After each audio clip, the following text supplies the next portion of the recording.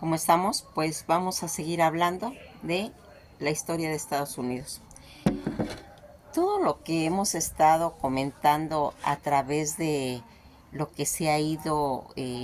formando en ese rompecabezas de todas eh,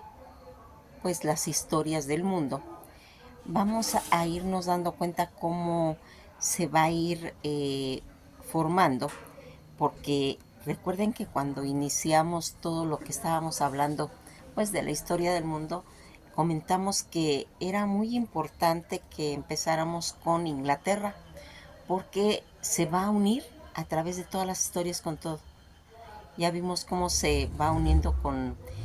Francia, con España, con Rusia, con México, con Estados Unidos, con todo,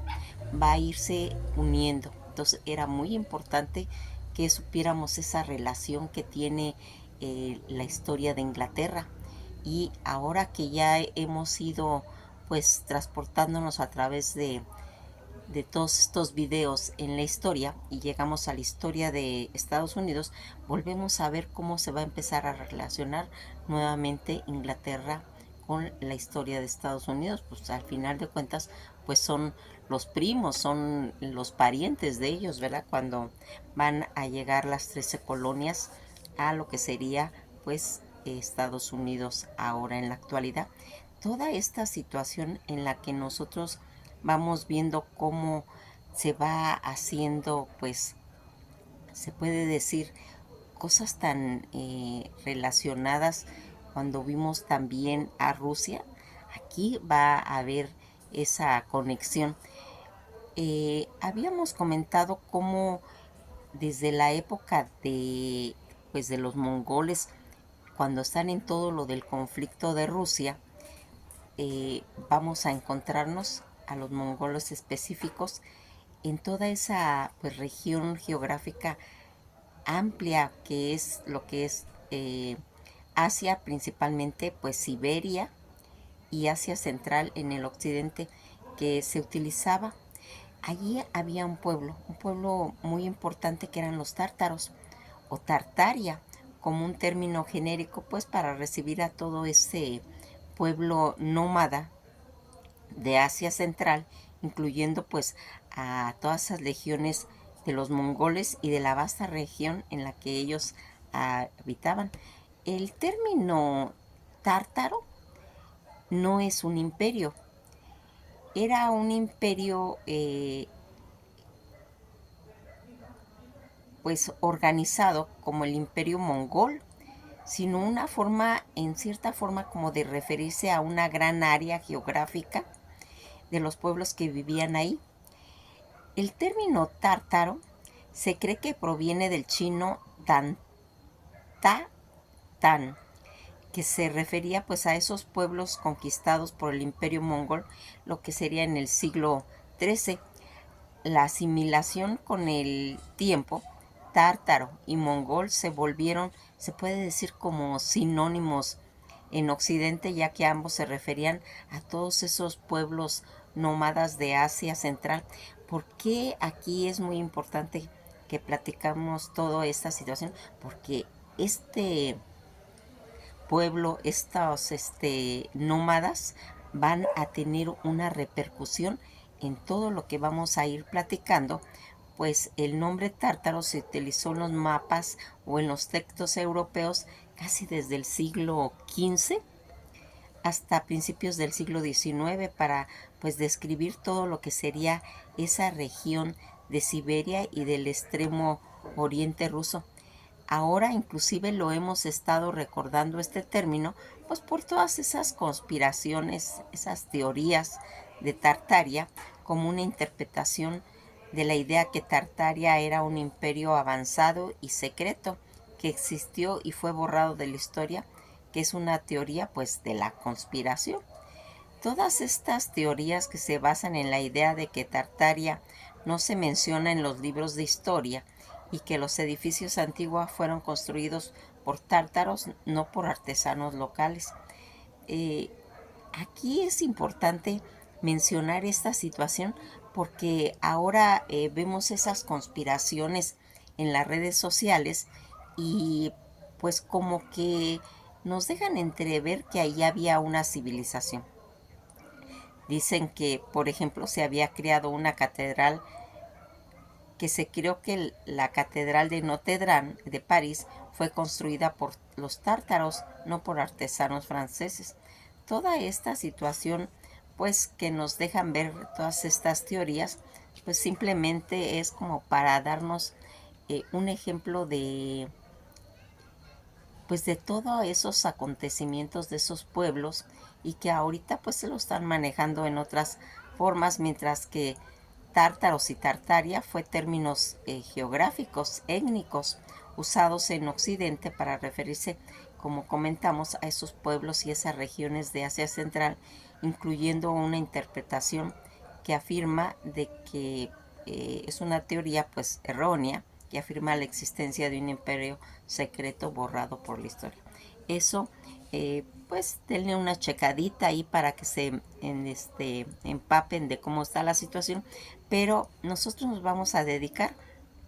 a hablar de toda esa situación en la que a través de la historia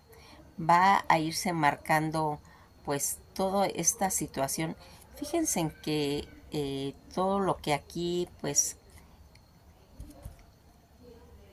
va a tener esa referencia,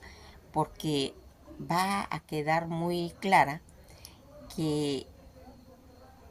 pues en Europa, más o menos en la edad, o desde la Edad Media hasta este siglo, pues todo lo que sería Tartaria, los arcos de Tartaria, va a ir haciendo pues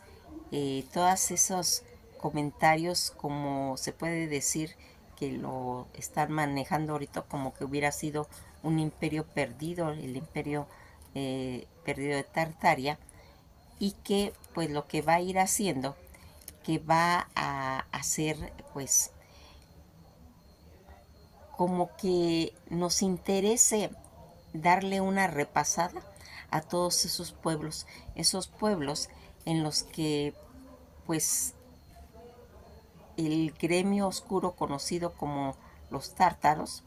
avanzan en el mundo, pues se puede decir que tal vez en cierta forma como mundos mágicos, o lo han querido ir viendo así, pero aquí vamos a ver algo muy, pues muy claro, muy claro. Aquí, ¿qué es lo que estamos haciendo? Nos estamos introduciendo en el mundo de los rusos, porque en la época de Pedro el Grande, recordarán que Pedro el Grande pues fue uno de los pues zares más importantes de Rusia, y que va a hacer pues una conexión con lo que va a ser las tierras que están más allá. ¿Por qué quisimos comenzar con estos mongoles? Porque todas esas tribus, toda esa formación que va a implementar pues los orígenes de Rusia, vamos a ir viendo cómo se va a ir visualizando ya las tierras de Siberia, en la que, fíjense en que en una ocasión está Pedro el Grande con uno de sus amigos, que es Vitus Bering. Vitus Bering, que fue uno de los marinos y exploradores daneses al servicio de la Marina rusa, un capitán conocido entre los marineros, que va a ir haciendo, su nombre es Iván Ivanovich Bering, y que va a tener esa relación con Pedro el Grande. En una ocasión él le comenta a Bering, le dice, oye, ¿qué hay más allá de Rusia? ¿Qué hay más allá de Siberia? Hay un continente, hay unas tierras que hay. Y pues él van a empezar a hacer pues esa expedición, esos manejos de tanto de sus conceptos que manejaba como explorador danés Vitus Bering, que como hemos comentado en 1724 servía a la armada rusa, gobernante ruso en esa época pues era Pedro el Grande, que lo va a enviar a investigar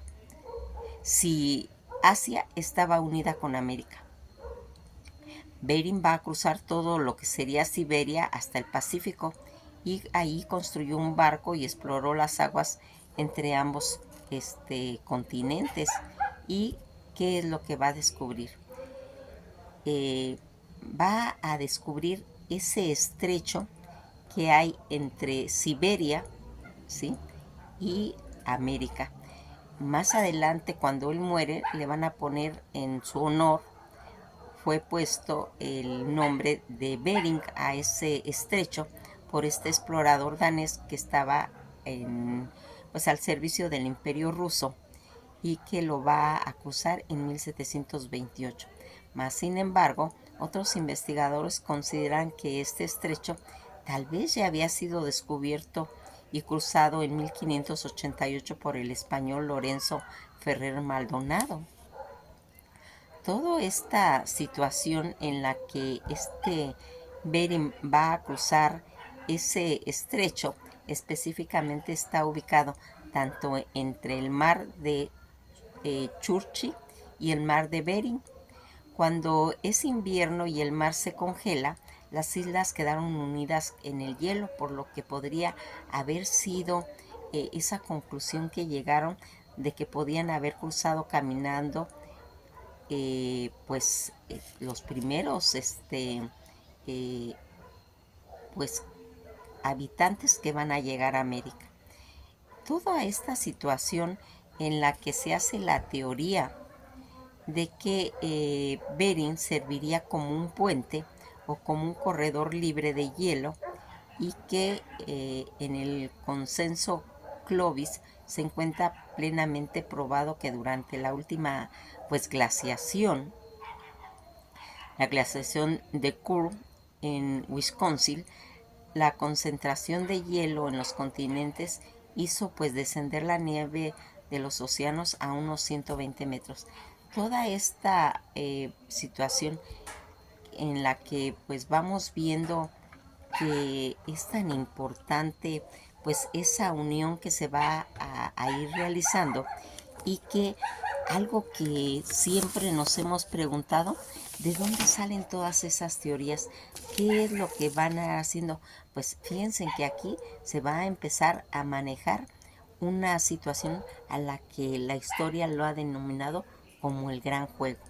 Ese gran juego que va a ir haciendo entre Rusia e Inglaterra, ¿sí? Se puede decir que es una expresión utilizada para ir describiendo esa rivalidad que tenía el Imperio Ruso y el Imperio Británico en lucha por el control de esto. Ese gran juego entre Rusia y Gran Bretaña, que era una competencia, se puede decir, geopolítica, principalmente entre el Imperio Ruso y el Reino Unido, la Gran Bretaña, por el control de Asia Central. Y si bien los historiadores debaten entre las fechas exactas de su inicio, el fin del gran juego, abarcó la mayor parte casi del siglo XIX y los primeros años del siglo XX. Toda esta situación en la diferencia entre el gran juego va a ir haciendo y renovando el interés geopolítico entre lo que estaba en juego en la rivalidad, lo que sería Asia Central. Original fue la competencia política diplomática del siglo XIX entre estos dos imperios por un territorio e influencia entre los estados de Asia Central. Algo que va a ser importante, ese gran juego que empezaría el 12 de enero de 1830, cuando Lord Ellenborough, presidente de la Junta del Control de la India, encargó a Lord Williams Bentinck, gobernador general, establecer una nueva ruta de comercio hacia el Emirato de Bujara. Toda esta situación que va a ir haciendo que se origine esta, pues se puede decir, pues lucha que tienen, tras un tratado de Tucumec Chan, que sería en 1828, el tratado de Adrianópolis en 1824, la Gran Bretaña, previo que Persia y el Imperio Otomano, lo que sería más adelante Turquía, se vería obligado a convertir en protectorado de Rusia, y que va a ir haciendo toda esta gran guerra entre Bretaña y Rusia. Esta batalla fue pues confusa, liberada en medio de una densa niebla. Los británicos ganaron gracias a esa tenacidad que tenían, esa determinación, y su infantería ante todo, y que contó pues con el apoyo de los refuerzos franceses también, y una medida avanzada de día. Los británicos, que sufrieron más de 2.500 bajas y los franceses 1.700, la pérdida rusa ascendió casi a 12.000, y aquí va siendo. Pero aquí va a entrar una cosa importante en toda esta situación, porque va a empezar a suscitarse situaciones relacionadas con lo que sería la guerra de Crimea. Esta guerra de Crimea, que va a pues a tener eh, una, pues se puede decir, una importancia en esa época, porque algo que venía pues ya manejándose, que sería determinar ese conflicto militar denominado la Guerra de Crimea, que fue un conflicto militar que se libró desde 1853 hasta febrero de 1856, entre el Imperio Ruso contra una alianza que formarían pues toda esa situación en lo que sería el Imperio Otomano, Francia, el Reino Unido y el Reino de Cerdeña. La causa geopolítica que se puede decir de esta guerra, que incluyó la decadencia del Imperio Otomano, la cuestión oriental, la expansión rusa, porque ese era en realidad el móvil, todas estas expansiones que quería hacer tanto Rusia como Inglaterra, iban acarreando todos este tipo de conflictos, y que la guerra ruso-turca y la preferencia británica y francesa tratan como de ir preservando el Imperio Otomano para mantener, se puede decir, un equilibrio de poder. Y en el concierto europeo, pues el punto de conflicto fue realmente un desacuerdo sobre los derechos de la minoría cristiana en lo que estaba relacionado con Palestina. Entonces, parte de ese Imperio Otomano con los franceses promovieron los derechos de los católicos romanos, y Rusia promovió que la Iglesia Ortodoxa tuviera pues esa conexión. Mas sin embargo, fíjense que esto sirvió no solo como pretexto para la guerra. De hecho, los países estaban luchando por quienes dirigían todo lo que era el Imperio pues otomano.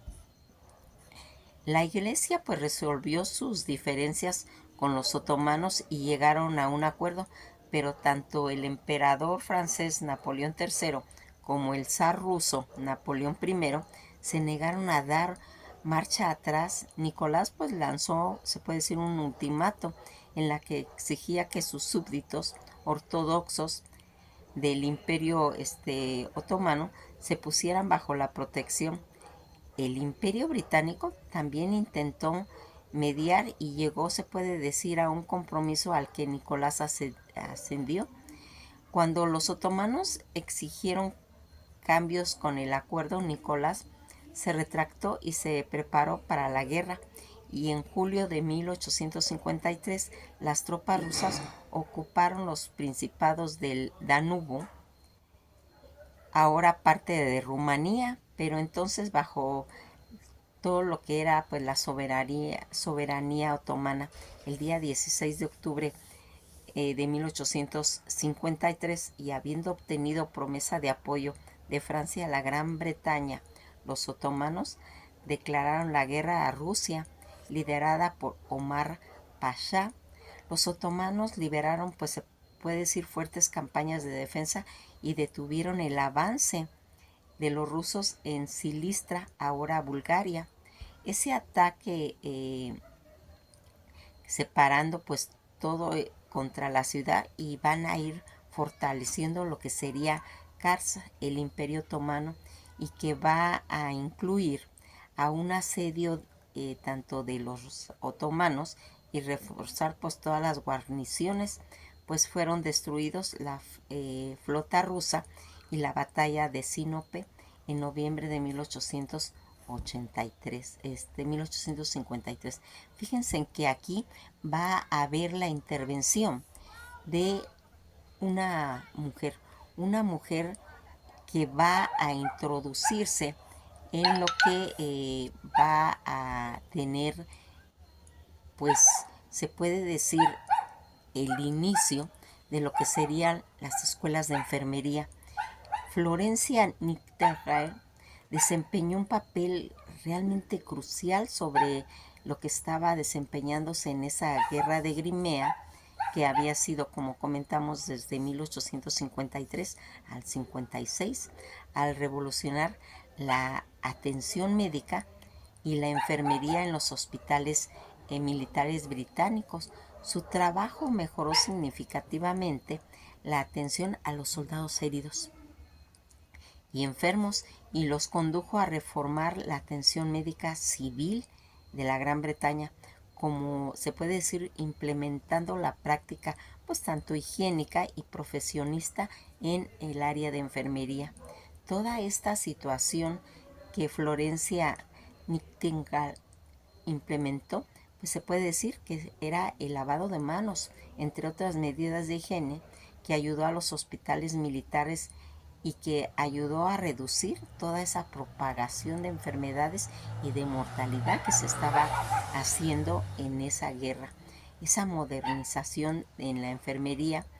Florencia y su equipo, conocido como la Dama de la Lámpara, por sus rondas nocturnas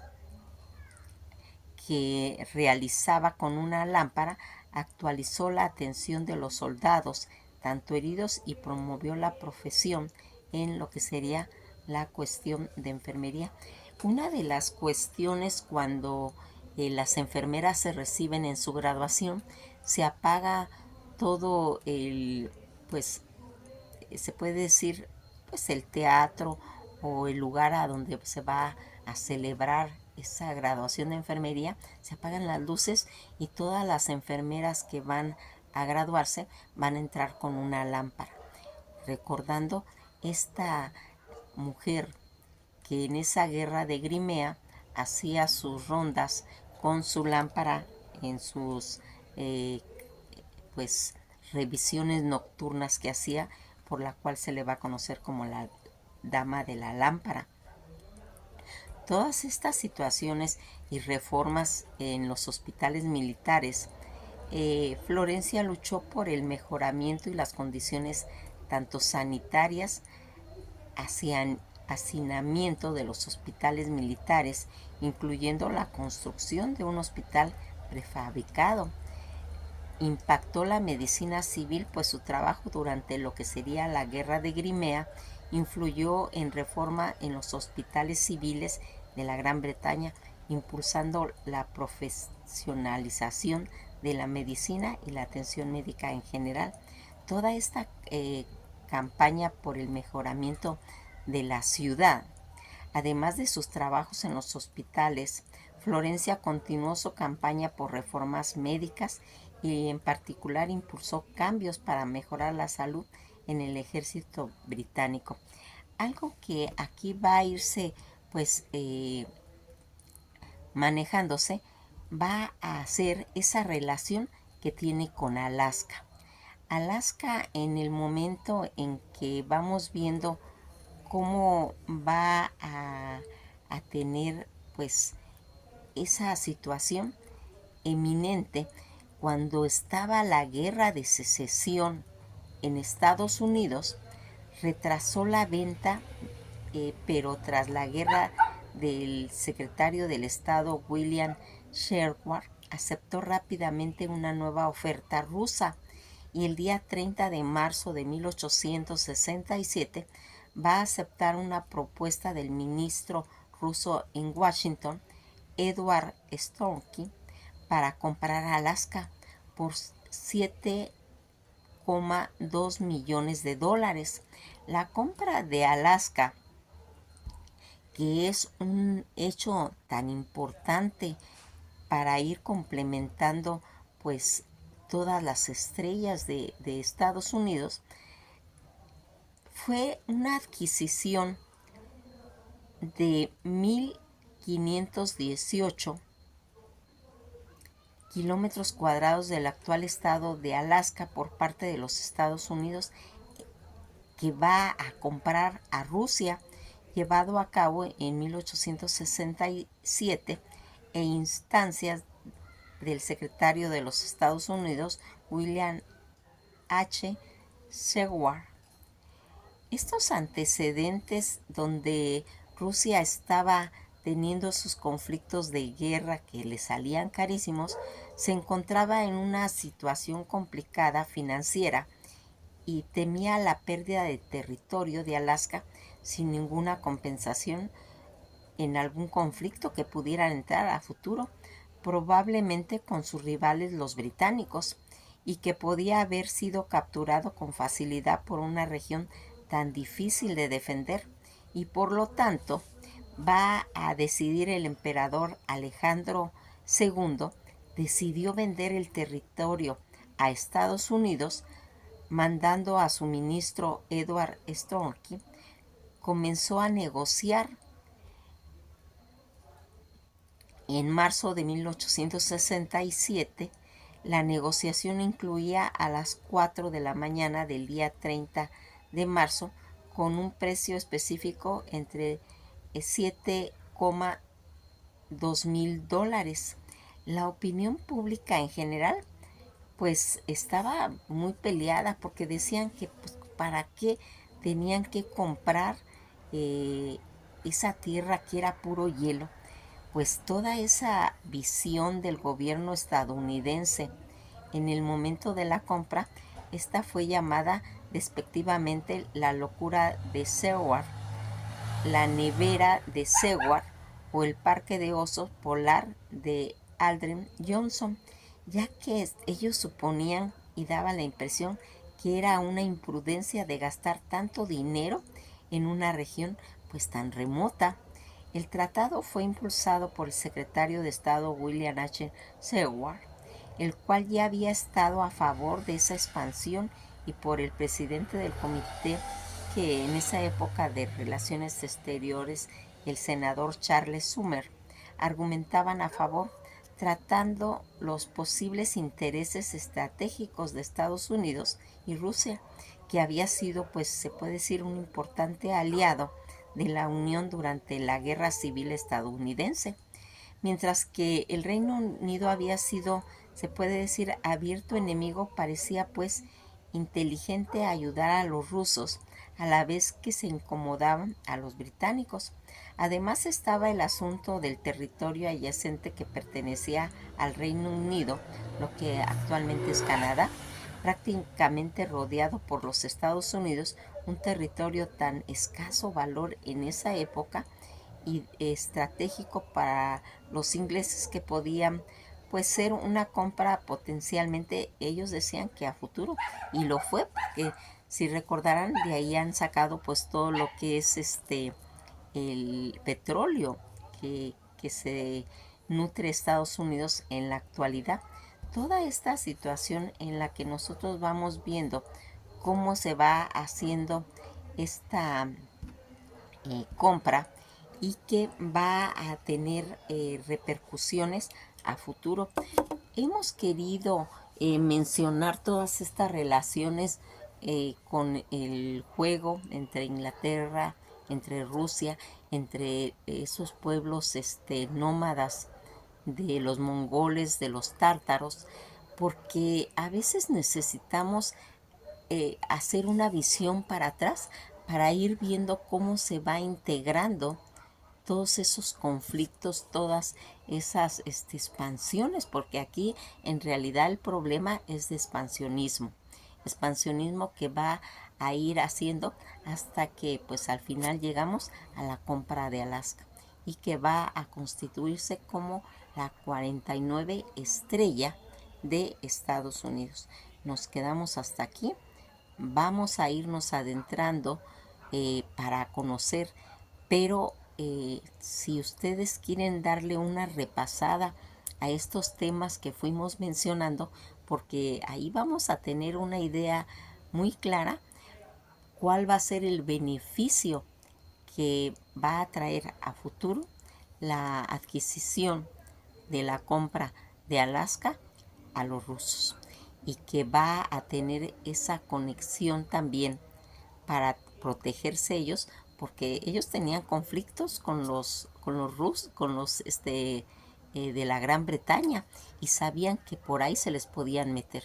y que ellos no iban a poder defender por las condiciones climáticas de Alaska, y por eso en ese momento se pensó que una de las mejores situaciones que se podían hacer era venderla, y Estados Unidos al proponerlo lo aceptan. En ese tiempo pues no fue muy aceptada por todos los estadounidenses, pero quién iba a decir que más a futuro iba a ser una de las fuentes que iba a traer mucho progreso a Estados Unidos.